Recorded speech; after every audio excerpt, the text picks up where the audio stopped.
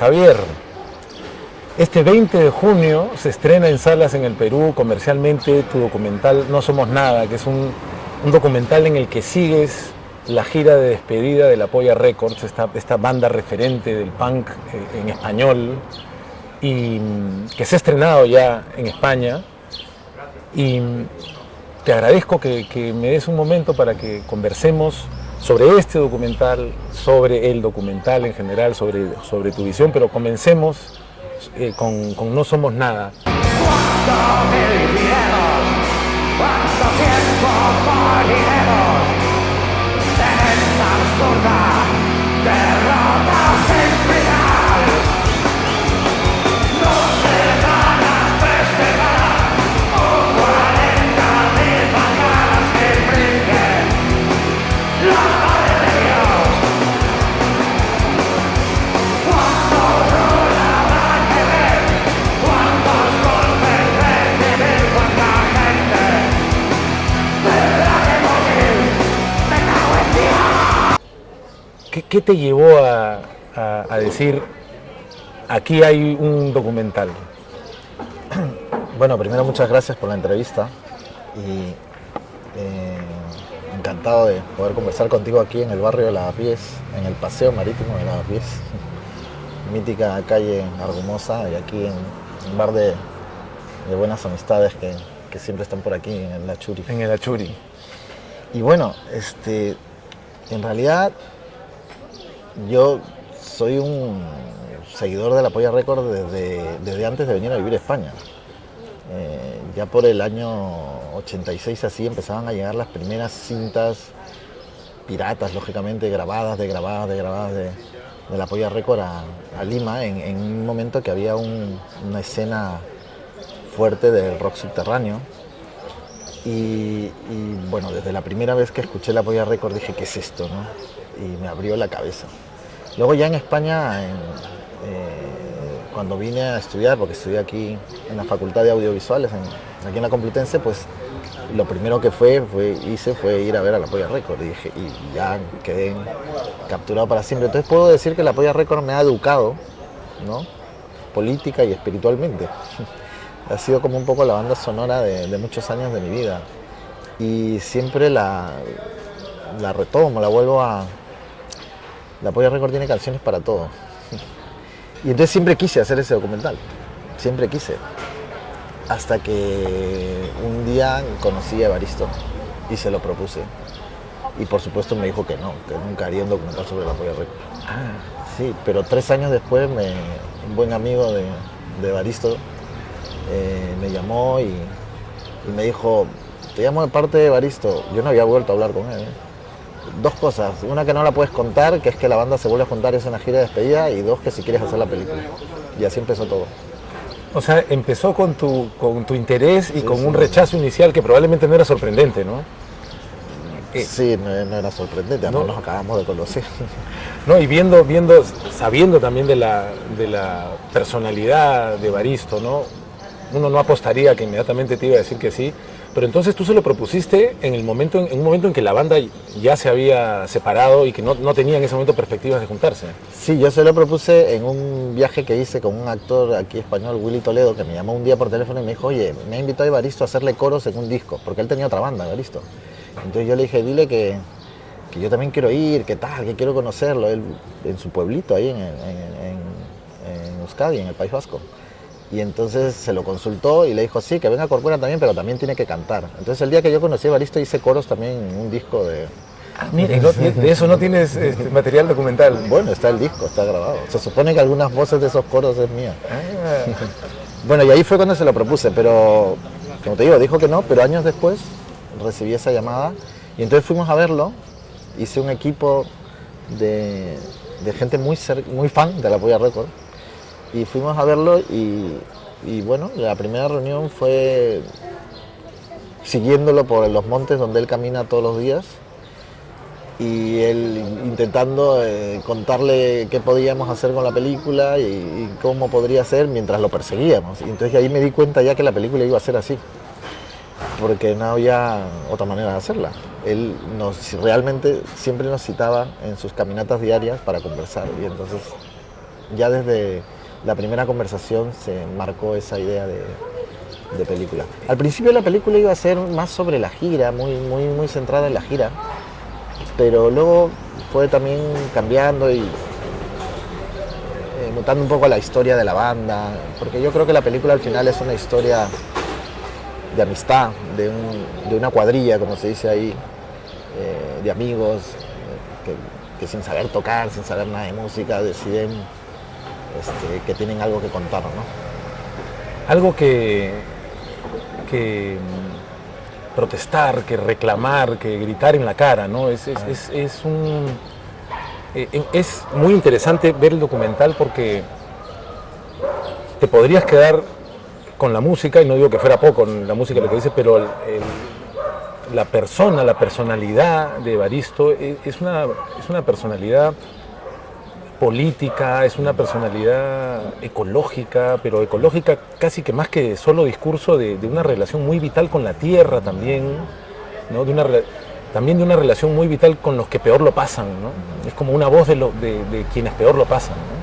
Sí, y eso siempre estuvo en las letras de La Polla Records. Las letras de La Polla Records son una gran inteligencia, de un gran sentido del humor y universales. Por eso es que La Polla Records también trasciende fronteras y generaciones, ¿sí? En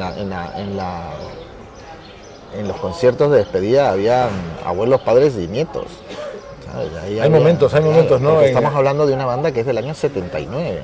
Es contemporánea casi a los Sex Pistols, es la primera banda de punk en español, ¿no? Entonces, son muchos años, son 40 años en el escenario.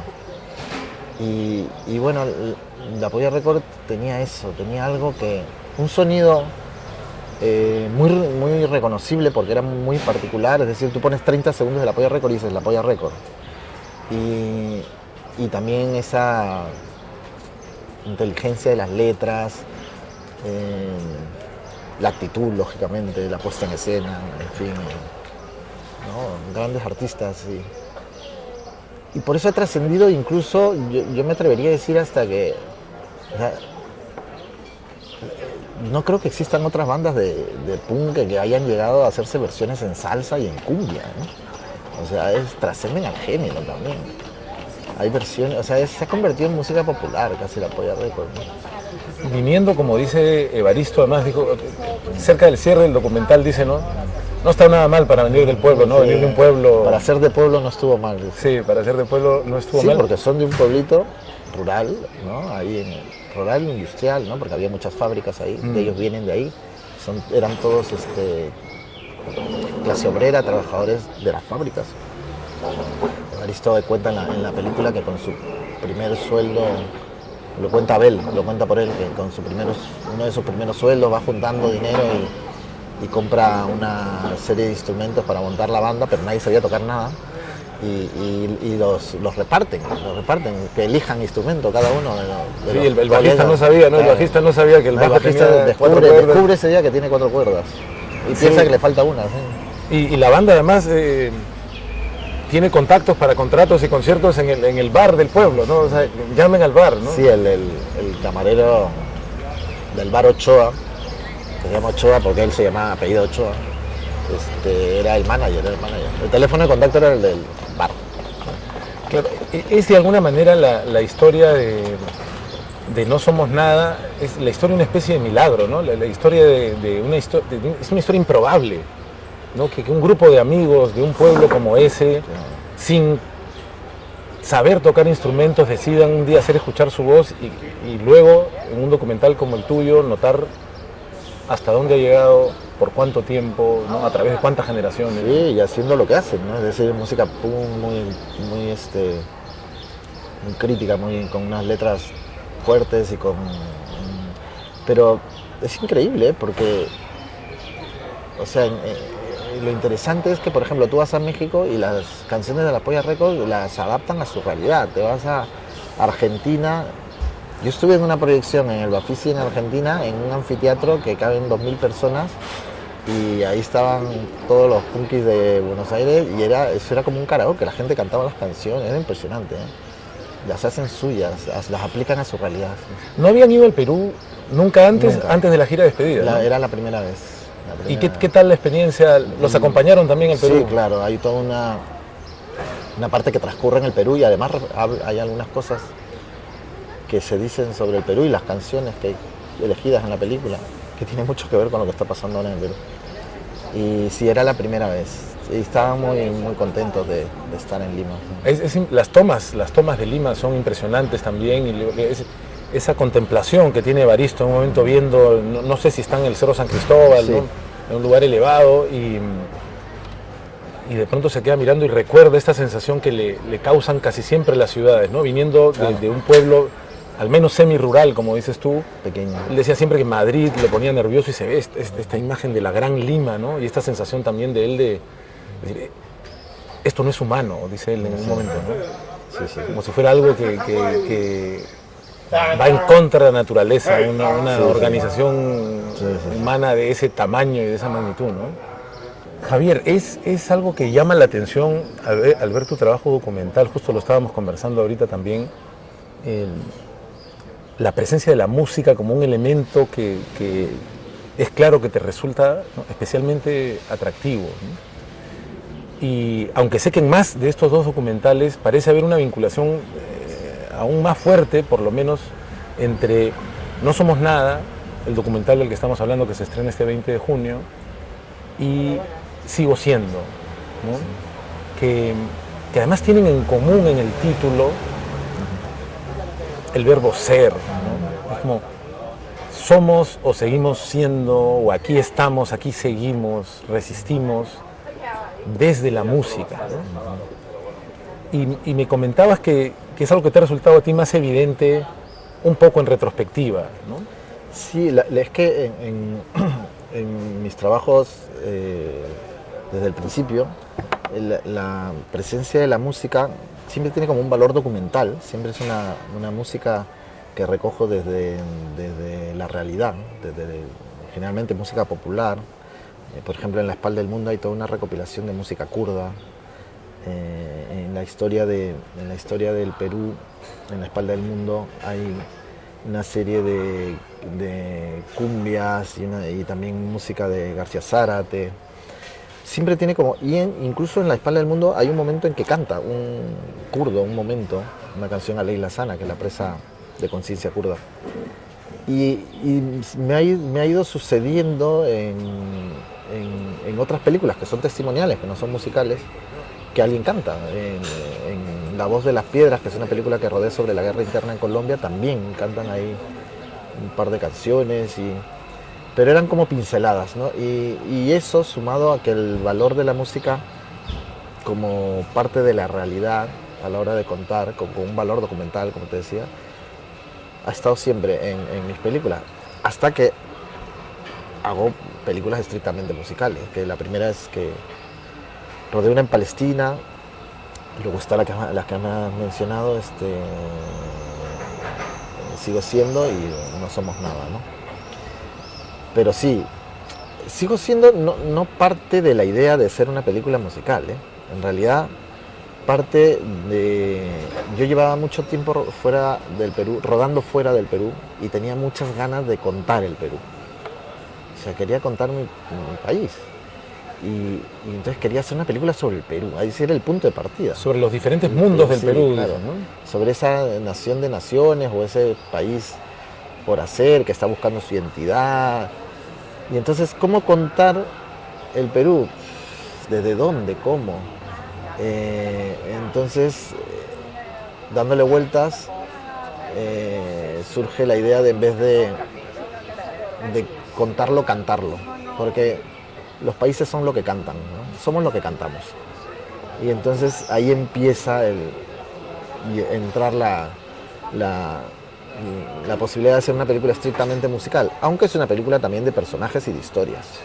No es una colección de canciones, sino hay unas tramas y unas historias que reflexionan, aunque la música lógicamente une los tres grandes universos del Perú, los tres grandes mundos del Perú, ¿no?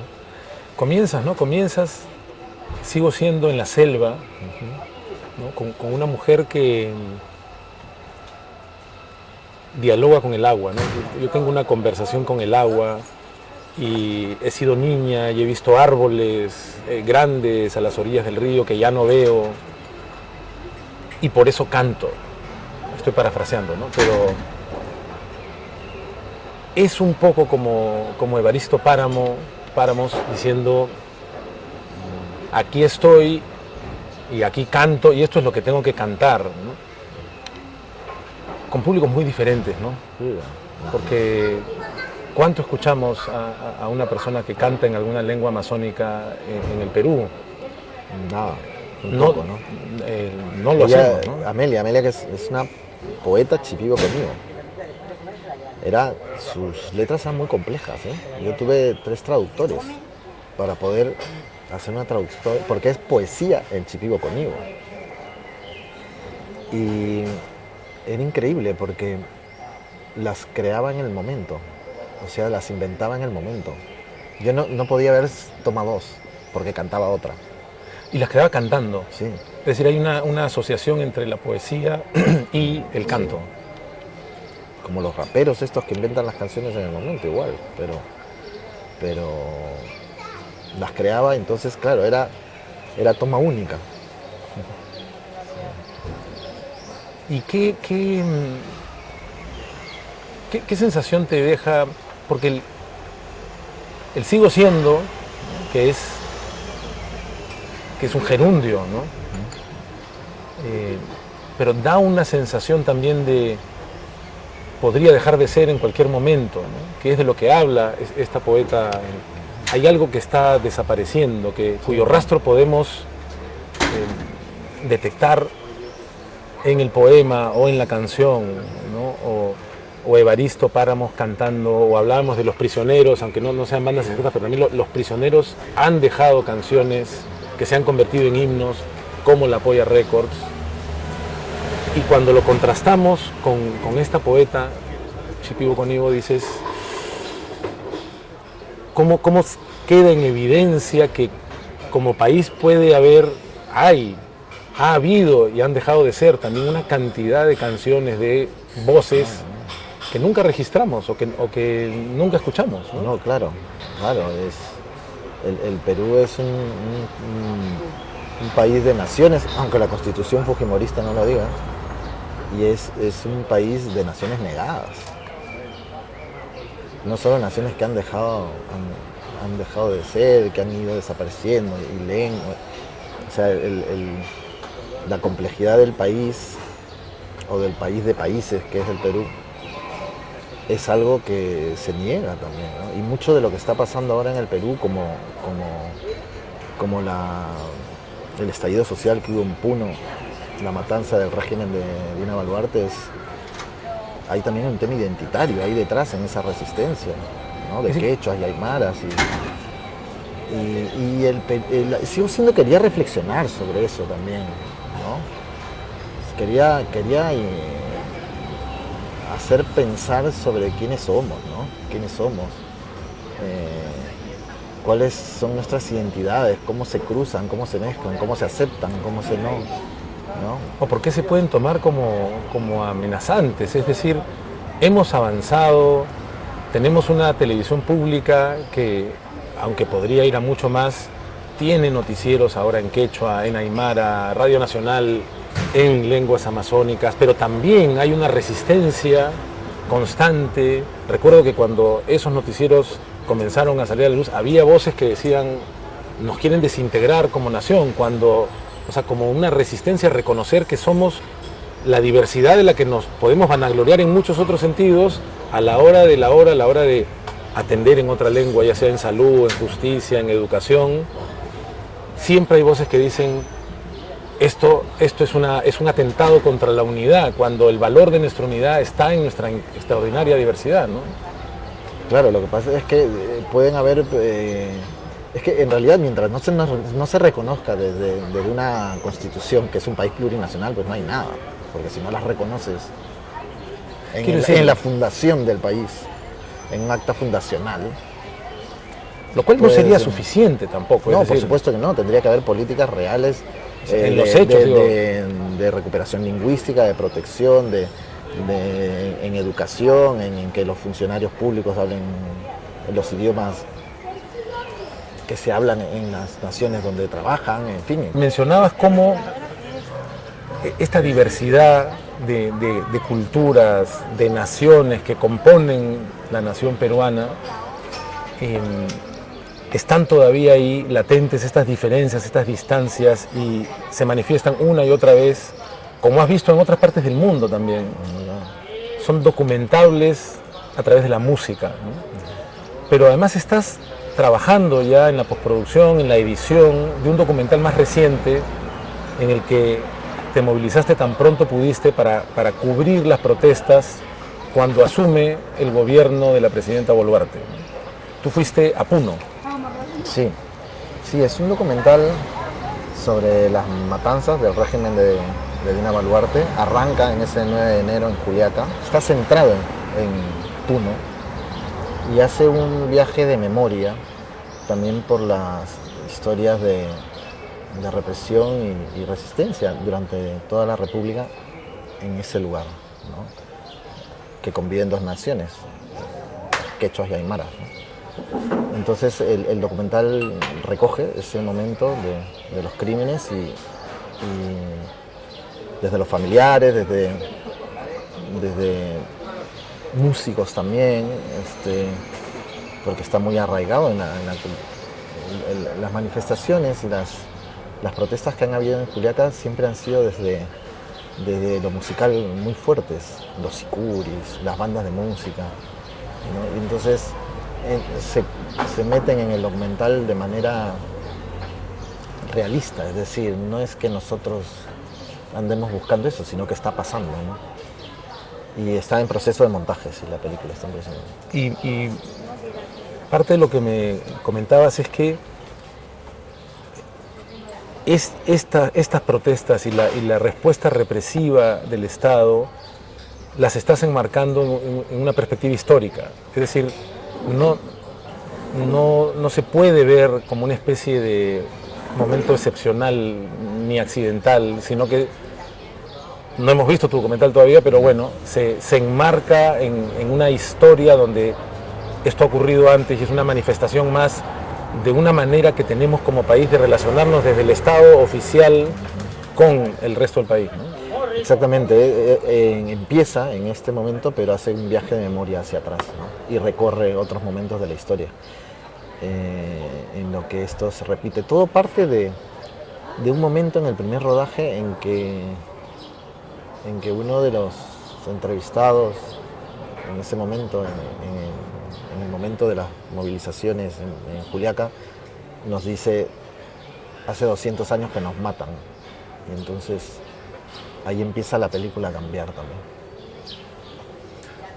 ¿Cómo así llegas al documental? Es decir, el documental existe hace mucho, pero creo que podemos decir que de manera reciente, en los últimos años, ¿no? en los últimos lustros, ha comenzado a ocupar afortunadamente un lugar también en el espacio de los cines, hablando incluso de los cines, desde que existan más festivales de documental, y se ha convertido en un recurso para quienes podemos verlos, en un espejo, en memoria.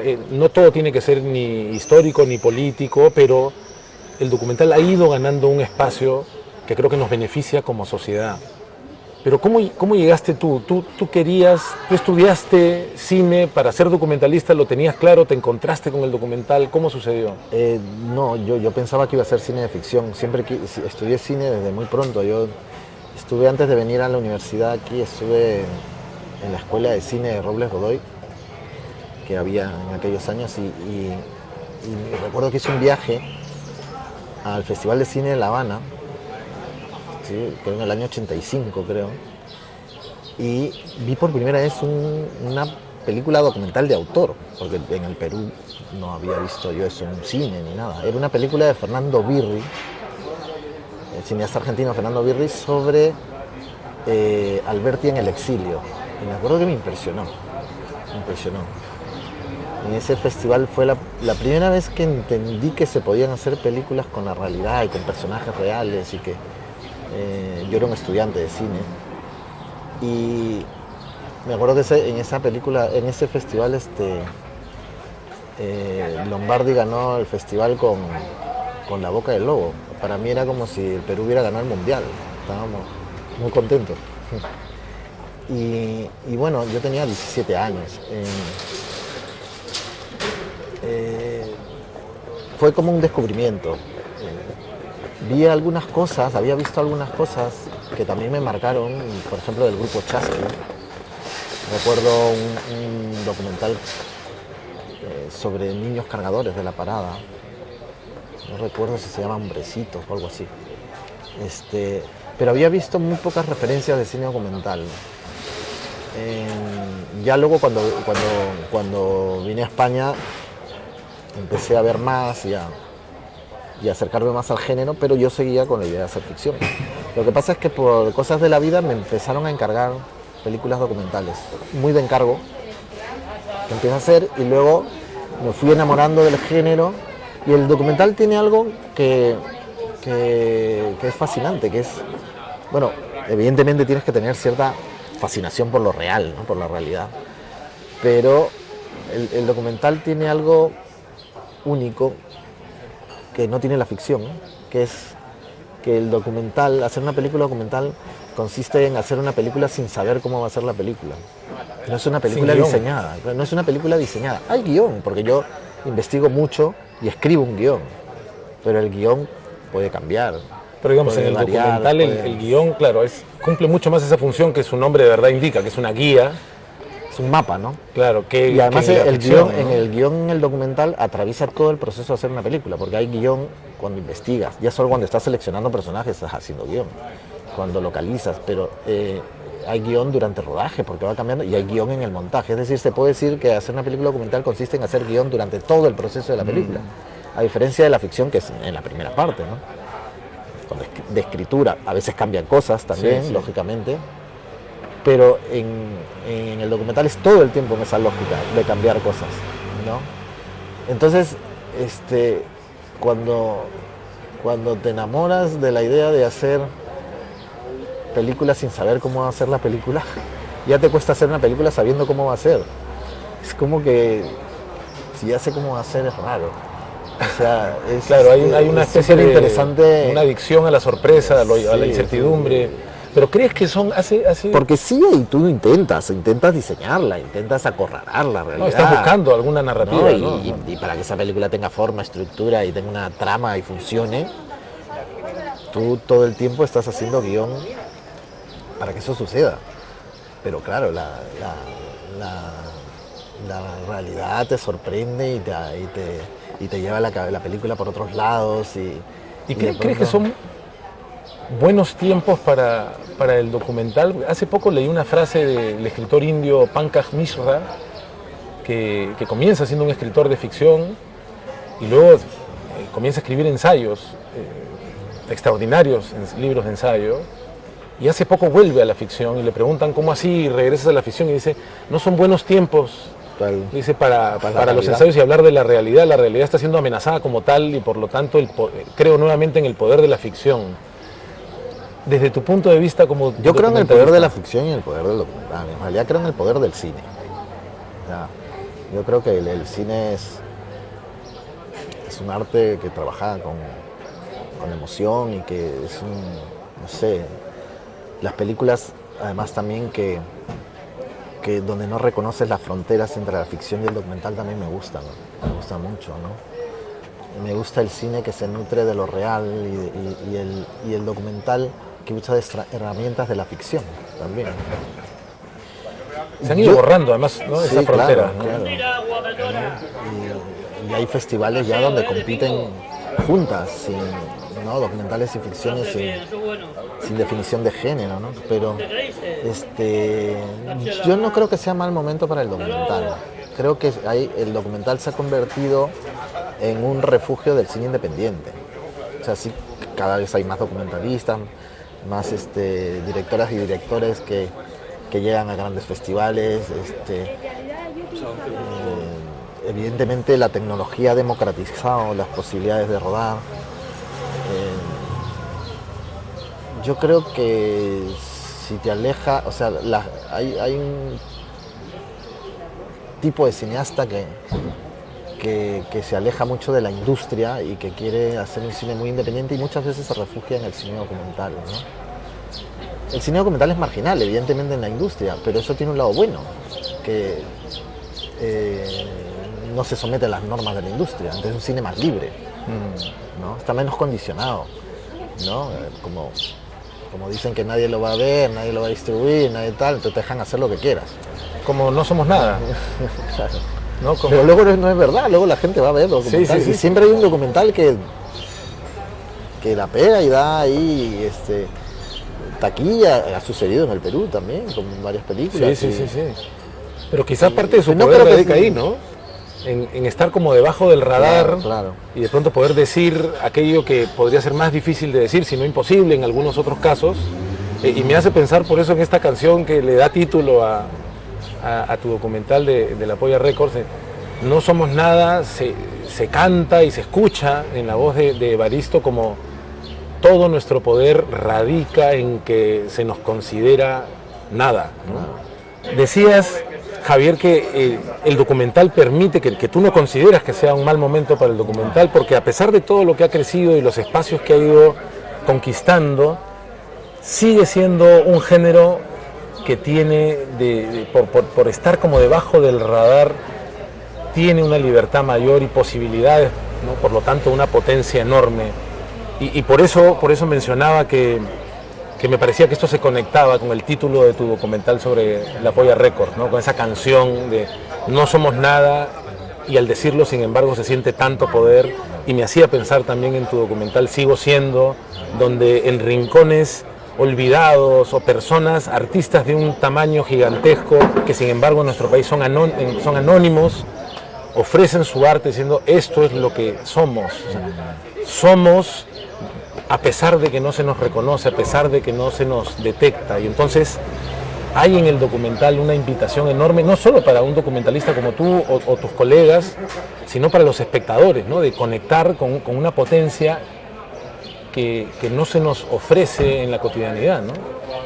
Sí, desde luego, lo que te decía, el documental, al no sufrir la presión de la industria, es más libre, ¿no? Esa marginalidad le permite una libertad mayor a todo nivel, no solo de contenidos, de formatos, de duración.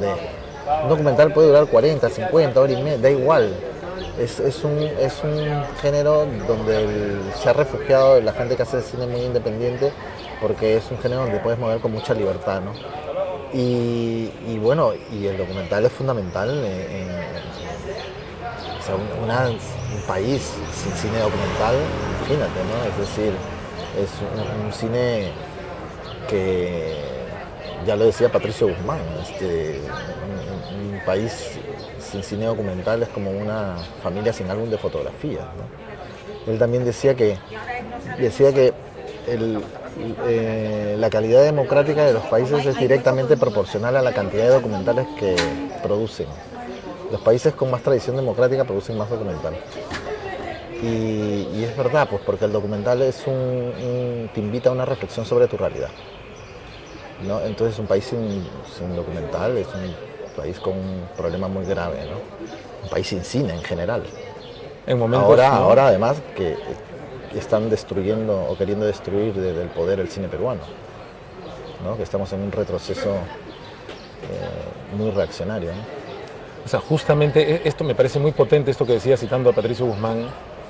O sea, un país sin documental, o más ampliamente, como tú también decías, un país sin cine, es un país sin la posibilidad de verse reflejado, y de verse reflejado de la manera más diversa.